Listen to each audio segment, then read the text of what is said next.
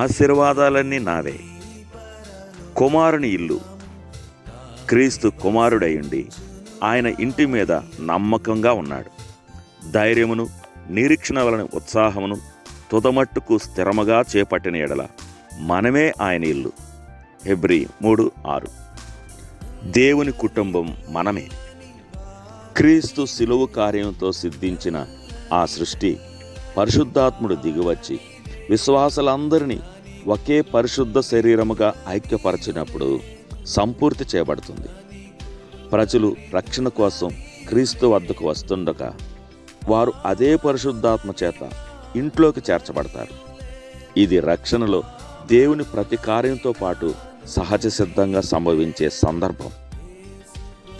ఇంటికి 2 వేర్వేరు అనుసంధాన భావాలున్నాయి. మనం నివసించే భవనం మనల్ని అనేక విషయాల నుండి కాపాడి మనకు సౌఖ్యాన్ని, ఏకాంతాన్ని ఇస్తుంది.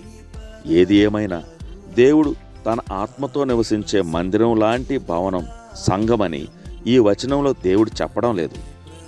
కుటుంబ సభ్యులు వారి పనులు గల ఇంటిని గృహంగా కూడా పరిగణించవచ్చు. కొన్నిసార్లు మనం కట్టడమైన ఇంటికి మరి జీవితం సాధ్యమైనంత సౌఖ్యంగా సాగేలా అలంకరించబడిన గృహానికి మధ్య వ్యత్యాసం చూపుతాం. అయితే గృహంలో జరిగేవన్నీ ఉంటే ఇల్లు అనే పదం నిశ్చయంగా తగిన ప్రతిమే. గృహానికి జీవాన్ని, వెలుగును, ప్రేమను ఇచ్చే పనుల సమ్మేళనమే ఇల్లు అని ఈనాటి లేఖన భాగం ప్రస్తావిస్తుంది. నిశ్చయంగా ఇల్లు దివ్యమైన దేవుని సంపూర్ణ కుటుంబ ప్రతిమనిస్తుంది. ఇంటిపై నమ్మకంగా ఉండే కుమారునిగా క్రీస్తు మనం సహోదరి సహోదరులం, తల్లిదండ్రులం, చిన్నపిల్లలం, కుమారుని మహిమ కోసం, ప్రతి ఒక్కరి ఆశీర్వాదం కోసం అన్ని వయసుల వారు, అన్ని స్థాయిల పరిపక్వతలు, అన్ని వరాలు, సామర్థ్యాలు, అన్ని సేవలు, విధులు ఉంటాయి.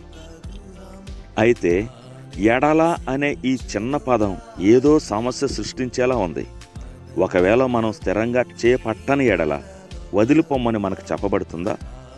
ఒకవేళ మనం యవ్వన ప్రాయంలో ధైర్యాన్ని కోల్పోయి కఠిన ప్రశ్నలు అడిగితే మనం సత్యాన్వేషణలో కొండల మీద వదిలివేయబడతామా? ఒకవేళ మనం వృద్ధాప్యంలో గనుక గతంలో ఉన్నట్లు స్థిరంగా చేపట్టకపోతే ఎంతో కాలం నుండి అక్కడ ఉన్నవారమైనా మనం అమర్యాదగా బయటికి త్రోసివేయబడతామా? ఇక్కడ హెబ్రీ పత్రికలో ఎడల అనే పదం క్రీస్తు శిలువ నుండి పూర్తిగా తొలగి ధర్మశాస్త్ర బలుల వైపు తిరగడాన్ని సూచిస్తుంది. కుమారుణ్ణి, ఆయన బలిని తిరస్కరించి పడిపోయిన వారు ఎన్నడూ ఇంటి సభ్యులు కాదని నిరూపించుకుంటారు.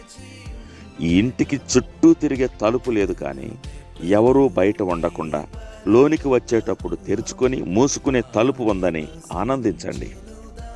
తండ్రి, నీ కుటుంబంలోనికి నన్ను తెచ్చినందుకు వందనాలు.